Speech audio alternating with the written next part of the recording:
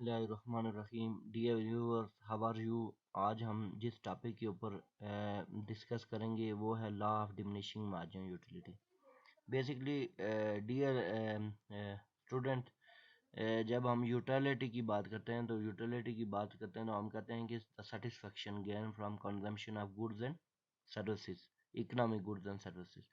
तो अब जब यूटिलिटी को मेजर किया जाता है तो हमारे पास बेसिकली दो तरह की अप्रोच हम यूज़ करते हैं। One is the cardinal approach and other one is the ordinal approach.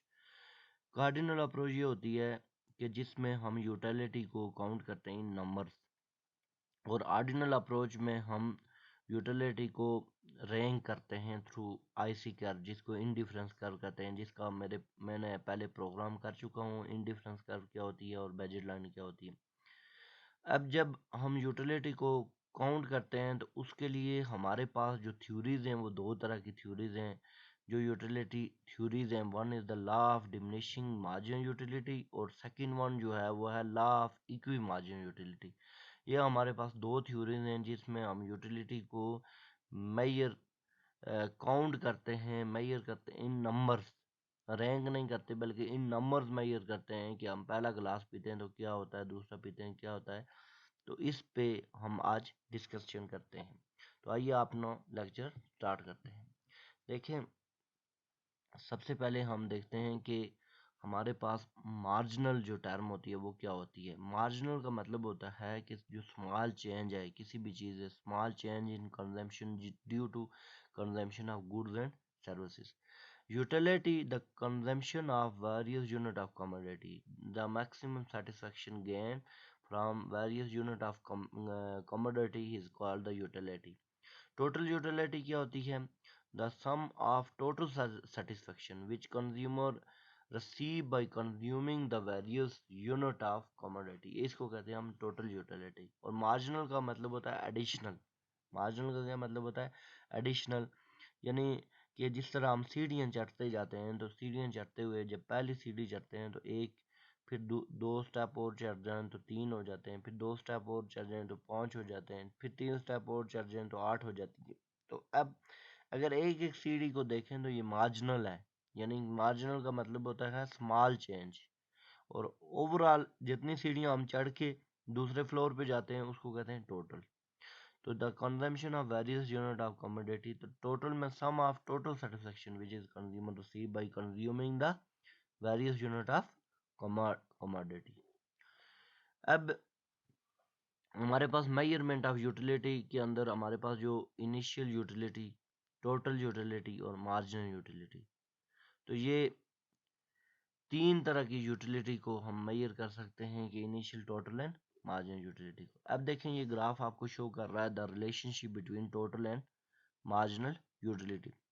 अब देखें, क्वांटिटी जब हम वन यूज़ कर रहे हैं, एक क्वांटिटी कोई भी एक, मतलब एक गिलास पानी का पी रहे हैं, तो उस वक्त हमारे पास टोटल जो यूटिलिटी बनती है वो 10 है। मतलब फॉर एग्जाम्पल 10 हमारी टोटल यूटिलिटी होती है।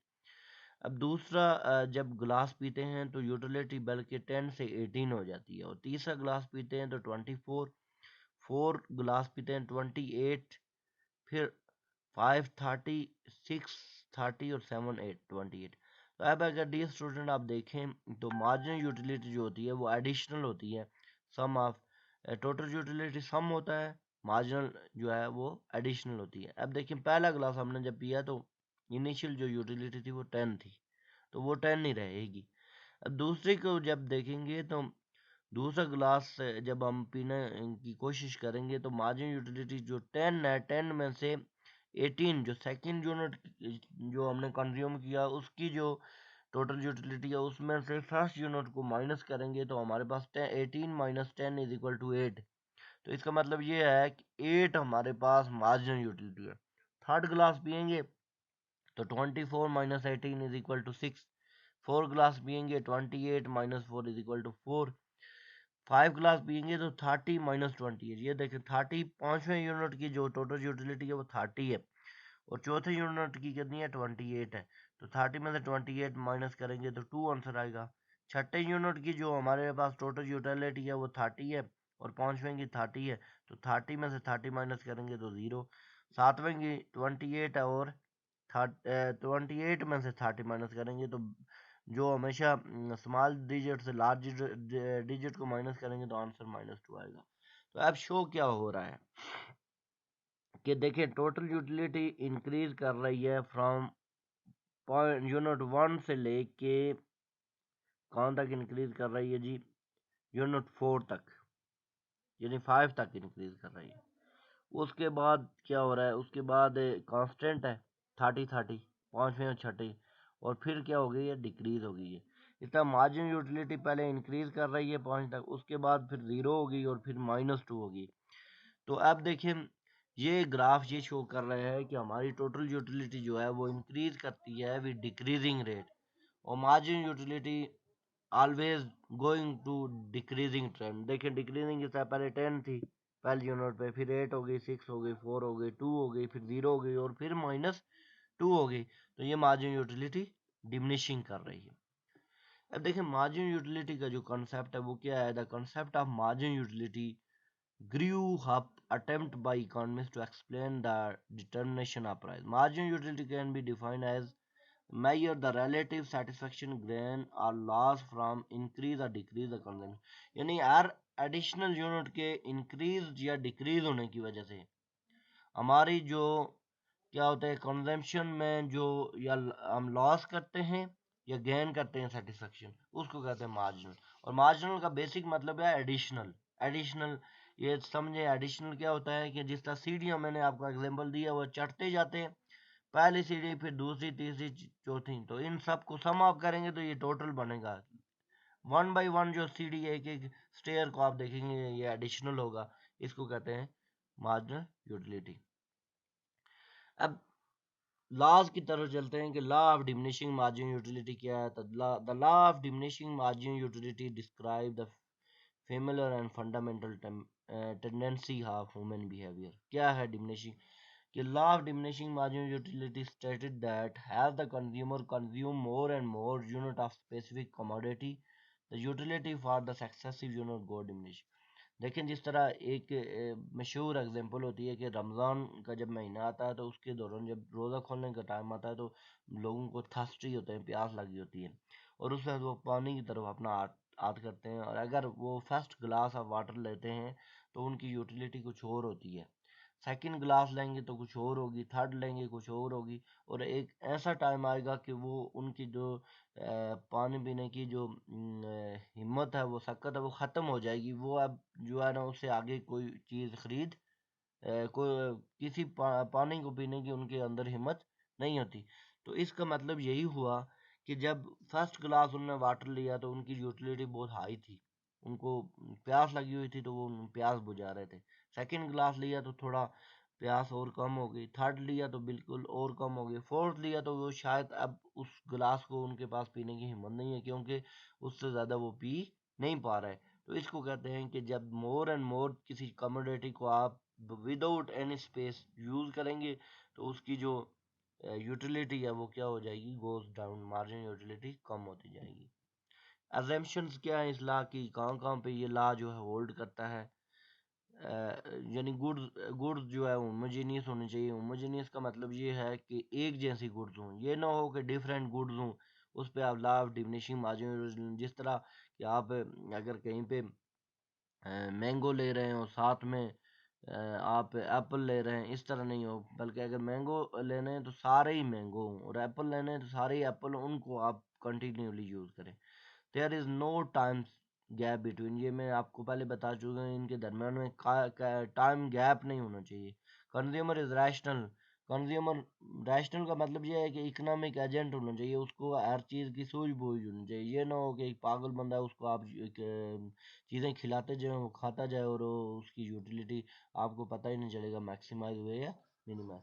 सो aims are maximise utility of the product, taste, preference, fashion remain same.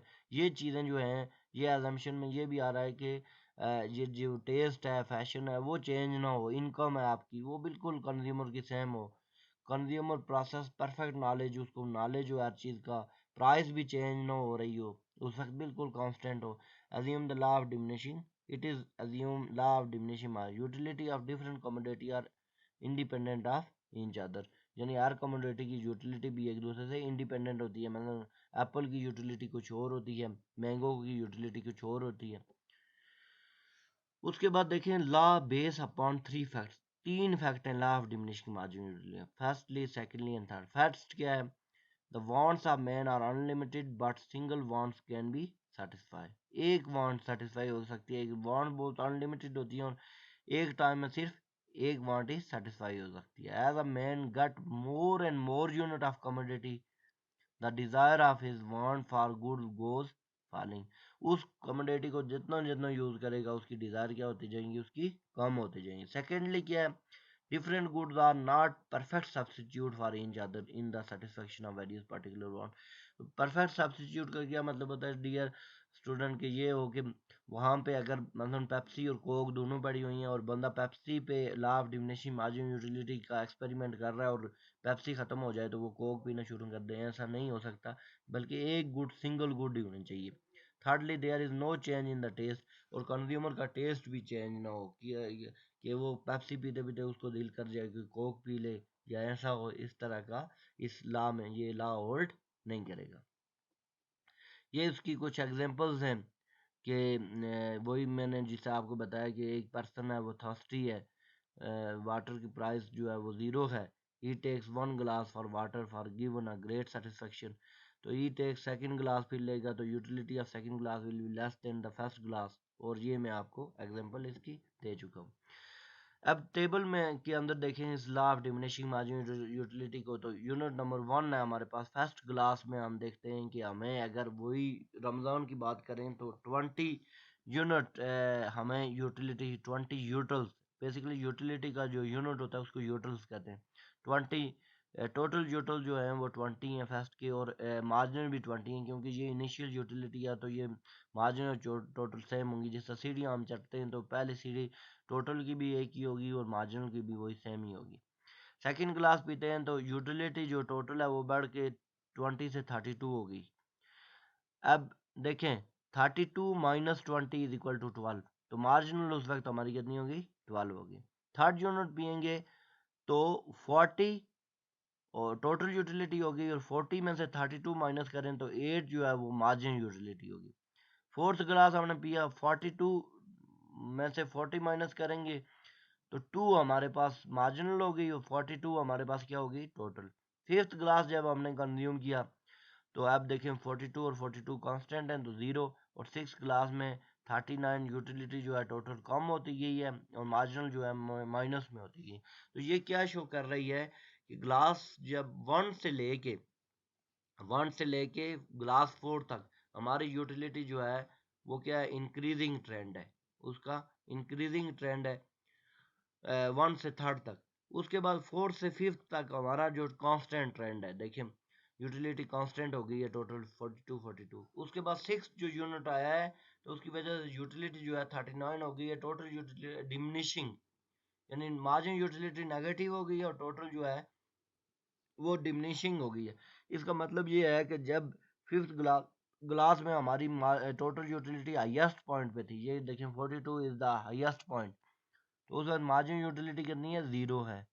और जब 39 हो गई उसके बाद तो मार्जिन यूटिलिटी, तो इसका कंक्लूजन ये है कि जब टोटल यूटिलिटी मैक्सिमम होती है तो मार्जिन यूटिलिटी 0 होती है, और टोटल यूटिलिटी जब डिमिनिशिंग होती है उसके बाद ये देखें डिक्रीज हो रही है तो मार्जिन यूटिलिटी नेगेटिव होती है। तो ये मार्जिन यूटिलिटी का ग्राफ परफेक्टली ये शो कर रहा है, ये जो हमारे पास टेबल है कि ये मार्जिन यूटिलिटी हमेशा डिमिनिशिंग हो रही है, 20 12 8 2 0 -3, ये डिमिनिशिंग हो रही है। अगर हम इस टेबल के अंदर देखें तो ये देखें कि दल्ला ये क्या शो कर रहा है, जब 20 हमारे पहला यूनिट हमने 0 यूनिट कंज्यूम किया उसके बाद फर्स्ट यूनिट जब कंज्यूम किया तो हमारे पास जो मार्जिन यूटिलिटी वो 20 थी, ये इनिशियल यूटिलिटी थी। दूसरा यूनिट कंज्यूम किया तो मार्जिन यूटिलिटी 12 थी, तीसरे के अंदर मार्जिन यूटिलिटी 8 थी, और चौथे के अंदर फिर चौथा हमने यूनिट कंज्यूम किया, पांचवा कंज्यूम किया तो मार्जिन यूटिलिटी हमारे पास 0, मार्जिन यूटिलिटी 0, और छठा किया तो -3 मार्जिन यूटिलिटी। तो ये ग्राफ ये शो कर रहा है, this is show that the law of diminishing margin utility, कि more and more unit of consume the less and less unit of utility. Util of utility, जितना ज़्यादा यूनिट हम कंज्यूम करते जाएंगे, जितना ज़्यादा कंज्यूम कर रहे हैं, हमारी जो यूटिलिटी है वो क्या हो रही है, कम से कम हो रही है। और एक ऐसा टाइम आ रहा है कि हमारी यूटिलिटी -3 ज़ीरो भी हो रही है और उसके बाद -3 नेगेटिव हो रही है। तो this is basically called the law of diminishing marginal utility. अब देखें इस लॉ की लिमिटेशन क्या है, जिससे हमने एजम्पशन पढ़ी थी। इसका लिमिटेशन है case of intoxicant consumption of liquor defined as the law of short period, the more a person drink the more he like it। जिस तरह मैं लिक्विर का मतलब ये होता है कि ये जो ड्रग्स वगैरह होती हैं तो उनमें ये लॉ होल्ड नहीं करता। वो जितनी ज़्यादा पियेंगे इतनी ज़्यादा आपको यूटिलिटी मिलती है, वो नेगेटिव वे में है, वो इसमें एजम्पशन होल्ड नहीं करती है। फिर कोई पर्सन है कि देखें पैसा जो है एक मनी, ये सबको अच्छे लगते हैं, कोई एक फ़कीर हो या अमीर हो, वो कहता है कि मेरे पास पैसा ज़्यादा है, तो वहाँ पे ये जो अल्लाह है होल्ड नहीं करता है, क्योंकि पैसा जो है इसकी यूटिलिटी डिमिनिशिंग नहीं होती है बल्कि इंक्रीज ही होती है। उसके बाद रेयर कलेक्शन, मतलब जैसा कॉइन कलेक्शन है या डायमंड है या कोई आपको इस तरह की गुड मिले, तो वो उस पे भी ये मार्जिन यूटिलिटी यानी नहीं हो सकती। ये उस पे ये लॉ जो है होल्ड नहीं करता, क्योंकि देखें कॉइन कलेक्शन किसी की हॉबी है तो वो ज़्यादा से ज़्यादा कॉइन कलेक्ट करेगा, तो वहाँ पे ये जो है स्टैम्प कलेक्ट या कॉइन कलेक्ट वो सोचेगा कि हर जगह से उसको इस तरह मिले, और वो उसकी सेटिस्फेक्शन इंक्रीज होती है बल्कि डिक्रीज नहीं होती है। उसके बाद utility is the subjective cardinal measure of utility is not possible. Every commodity is not independent. Marginal utility cannot be estimated. All the commodity does not explain the। अब देखें गिफन पैराडॉक्स, जिस तरह मैंने आपको एक लेक्चर में बताया, Giffen goods वो होती हैं जिनकी डिमांड जो होती है प्राइस बढ़ने से इंक्रीज होती है, वहाँ पे भी ये लॉ होल्ड नहीं करता। इस तरह कार्डिनल अप्रोच जो होती है, ये यूटिलिटी को हम काउंट कर रहे हैं तो ये ऐसा मुमकिन नहीं है, लेकिन कुछ हम अजम्पशन लगा के हम कह सकते हैं कि ऐसा हो सकता है, ऐसा हो सकता है कि कार्डिनल में हम यूटिलिटी को मेजर कर सकते हैं। So this is my lecture कि आपको कैसा लगा होगा, आप कमेंट्स बॉक्स में कमेंट्स कर सकते हैं। और अगर इससे रिलेटेड कोई क्वेश्चन हो और आपको कोई इसमें कोई प्रॉब्लम आ रही हो तो you can ask me any time. Thank you so much again while listening my